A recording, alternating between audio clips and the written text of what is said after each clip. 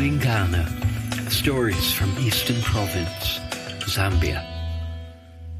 Episode 9. What have we done? Once, when I did a presentation about sponsoring Keti, my young deaf friend, to go to specialist deaf school, someone asked me if I didn't think it was wrong interfering in the lives of people in a different culture.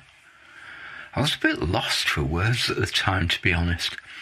And despite the fact that I really didn't like the way this woman was sitting on her arse pontificating, it did make me think about the issue. But not for long. You know how you think of a good answer once the situation has passed. But really, that could have appeared to be a good point she was making, but actually it's breathtakingly stupid. Every little thing that you do impacts the world and the people around you. We are an astonishingly complex ecosystem. Don't get me started. The more you look closely with an analytical mind, the more you see how everything is connected. You can debate this if you want. There's always a welcome for you in the comments box at the bottom of the posts on the website ulingana.com that hosts these podcasts. 19th and early 20th century scientists tended to look at things as isolated subjects to be studied as such. I believe so, anyway. 21st century approach is moving towards the interconnectedness angle, the strange world of the quantum physics universe, the very different biological models of animals and plants as ecosystems of intercommunicating cells, let alone the intercommunication of each system with its neighbours. One of my subjects on my university undergraduate course was mycology, the study of fungi. In my final year, I looked at the dynamic environment around growing seedling roots, a complex and changing network of chemical signaling between plant and fungal or bacterial cells. Now, ecological plant scientists are telling us the network of fungi in a woodland, say, creates a communications network on a vast scale. Do you remember the first 3D sci-fi movie, Avatar? They predicted that idea. My point? I see communities of animals and humans in the same way. Of course, everything that one person does in a community has the potential to impact others in that community. And these days we are a global community. So, interfering in other cultures, what about empires through the ages? Specializing in screwing with other people's cultures, and there have been many empires. I wonder if that woman ever went to Africa, would she notice that the language of state in many African countries is English, French, Portuguese? Bit of a clue there, really. Of course we impact the life of others. The only thing I can hope is that I learn to act from my heart, but with the intellect guiding those heart instincts, and not forgetting the intuition also. Anyway, enough of that.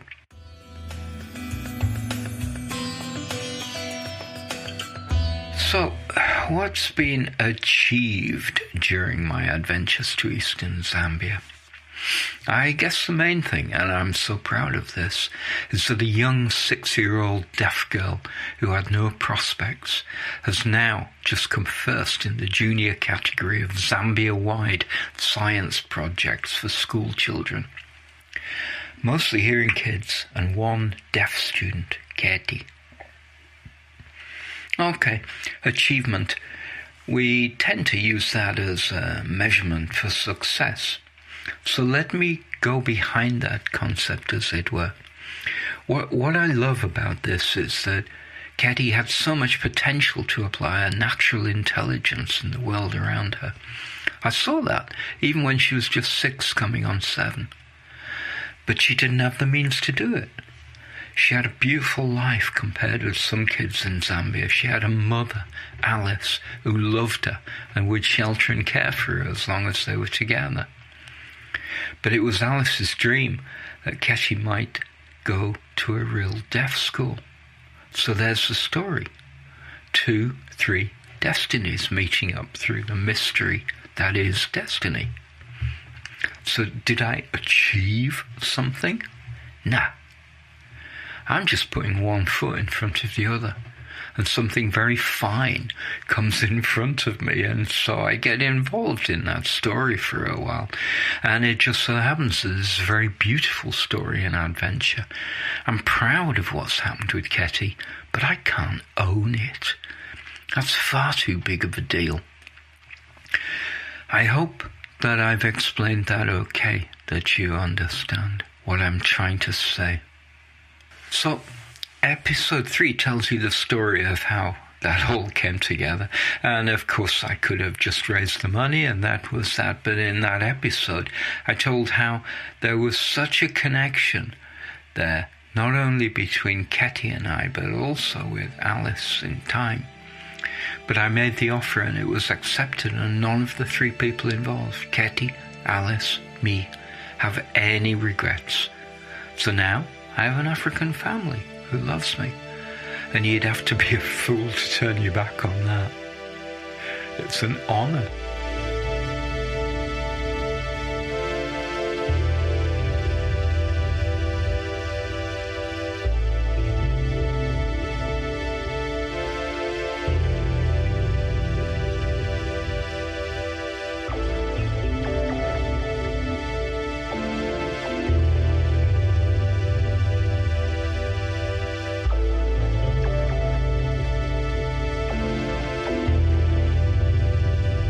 So what else did I achieve?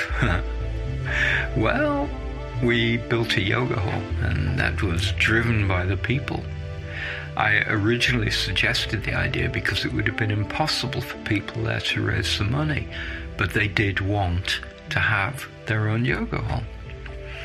As soon as I suggested that we build our own, the idea was enthusiastically taken up, and although it's not used much at the moment because of the dire state of people in a time of drought and hunger, I think it will be used again in the future. I had my doubts, but in my saner moments I see that everything probably happens for a reason. And the borehole, what a big deal. And for this, I really have to thank the people who donated money to make it happen. There are posts about this on Ulingana.com, but briefly the story was that each year the water table seemed to be lower. The water supply in the compounds and villages is each individual family's well.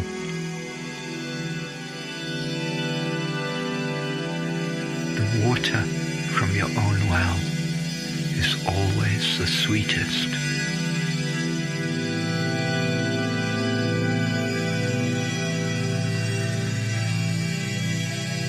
But year on year, the wells were running dry, even 2 months before the next rainy season could be expected. That's November or December these days. And then your water is not sweet. It's a contaminated pool deep down, even for those who had their wells dug deeper. So Alice and her neighbours were walking 1 kilometre to the nearest borehole at the lodge where I used to stay, then back with a full water bucket on the head, time and again. Think, how much water would you need for your family to wash themselves, for you to wash all their clothes, to drink, to cook with? Many buckets, day after day, no respite. So, eventually, we raised enough money to get a borehole drilled, despite the best efforts of someone who had once been a friend, trying to cheat us blind. I caught him in the deception. He was very naive. He was our agent arranging the project, so I did save a lot of money he was trying to cheat us out of. But in the end, to see that water running clear and what it meant to the family, and not only to them but to all the neighbours around, it was so worth whatever it took. Now, in a time of drought because of the failure of rains in the last rainy season, it's a godsend. Alice is restricting people to certain hours and the amount of water they can take because we don't want that aquifer running dry. But we're keeping all that part of the compound in water. But, Tony, didn't you interfere in that culture as they slowly dehydrated? Yes. Yes, I did. Let's hear from Alice. Talking about the borehole, we are very, very thankful to Tony First and all the people who donated the money for Tony to bring us this borehole. Because it is not only us, the Ngwenya family, which we are benefiting from it. The whole community is also benefiting from this borehole. They are drinking safe water. We don't even need to add chlorine. And if we are using our well starting from September, October, we usually have diarrhea. I don't know why, maybe because now the wells are running out of water or what, I don't know. But with this water from the borehole, it is safe. So meaning we are safe. And you know that this year we had some drought. So when we have some drought, it is not only that we won't have food, but also water. And we know that water is life. So for doing this to us, this has bring smiles on our face. Because ladies have to wake up early in the morning to go and queue for water. We used to go at Chico to queue for water, and our whole community has no borehole. We didn't have any borehole. So this is the first borehole we have here in our community. The problem is that, yes, we have some wells, but they always run out of water because they are not very deep. So if we have some drought, it means that by September, we will start to have some challenges of where to get water. So it means that for some months, we'll have these challenges, like we start from September, October, November, December. Not until the next season starts and it rains very heavy for some times, whereby now you can see that, we'll have water in the wells now. So for this, we are very thankful for giving us this water, very safe water. Everyone in the compound who is using this borehole for free is very thankful.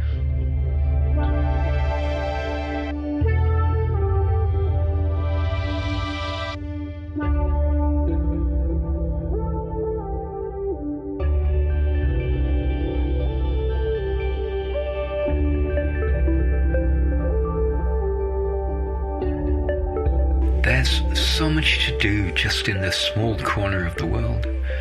But then, when you step back, take a look at the savagery and mayhem being perpetrated on innocent people by the power-hungry old men who seem to dictate what happens on the planet, then the concept of Ulingana, making equal the possibility in life for all people, seems so far away. But then I come back, I focus on what's in front of me.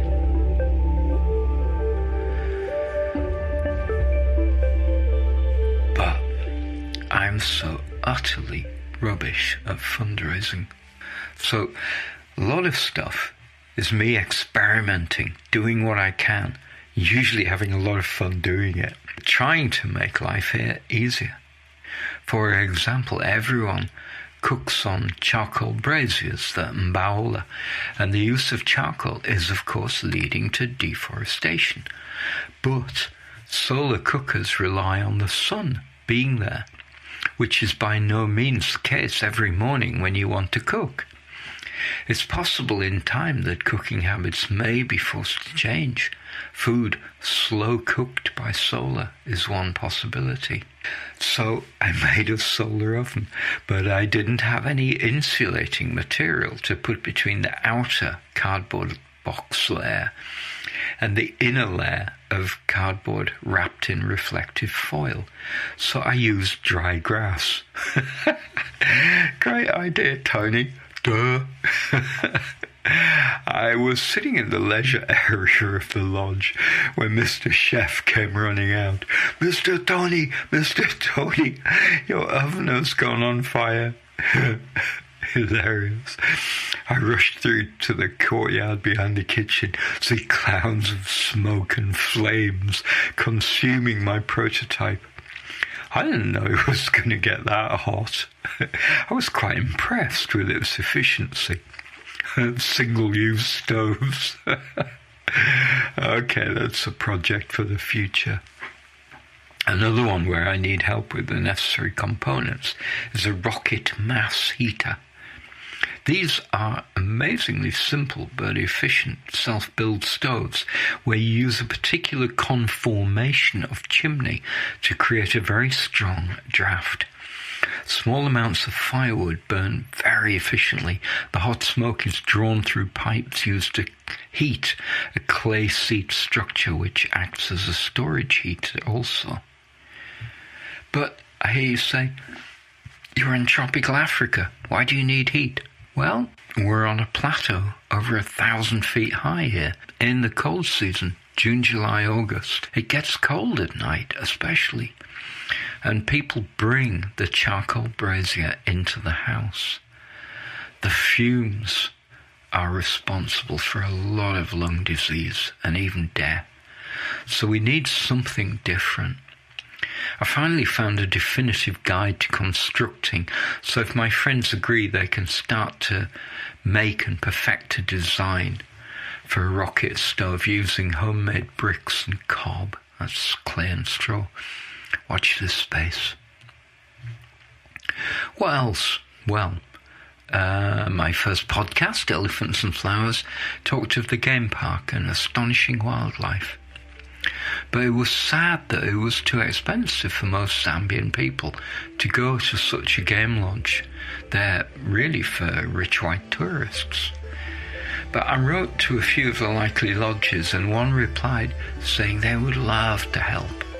So Ketty and Alice got free safari and we all got half-price accommodation.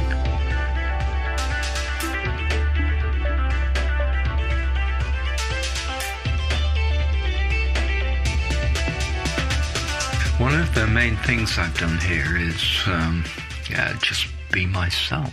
And because my personal philosophy, based on heart and gut instinct, is that we are all fellow travellers on the path of life, I hope that I made a few people think differently about white people. I remember being shocked by the sight of an old lady coming out of her house when she saw me in her village, which we were walking through out in the bush. Jun, a Japanese friend who lived in Zambia, and me, accompanied by the village headman and his wife. We were on our way to see Jun's experimental rice paddy in a low-lying area outside the village where there was a rare bit of marshland perfect for rice growing. Anyway, that old lady was looking at me, tapping her hand over her chest, head bowed as if greeting the chief. I went over to her and took her hand, bowed my head to her, acknowledging her age and wisdom. She was surprised and so pleased. I think she got the message that I was acknowledging her as my elder sister. I'm sure of it. Some white visitors, as well as the director, tell people who have no experience of the perils of starting a small business that they should do just that. In a society where there is very little disposable income, every penny, every kwacha is needed just to stay alive for most people in that region. I talked to Chief Mangombe a lot about this, and he influenced my thinking greatly. He was an advocate for cooperatives, and my belief now is that that is the perfect business model there. But that is outside of my remit right now, and time will tell how things evolve there. Certainly, trying to imbue people with the white culture mantra of ambition is really not helpful. How do you win the race when you're not even at the starting line? African tribal culture and compound culture can teach us how to live and work together, not constantly trying to get something from each other. We could learn so much. It's all so far out of my reach now. So I sit under the mango tree, or in the porch on a tropical evening with Alice, drinking a nice South African red wine, and talking about nothing in particular, and laughing at little things. And I am content.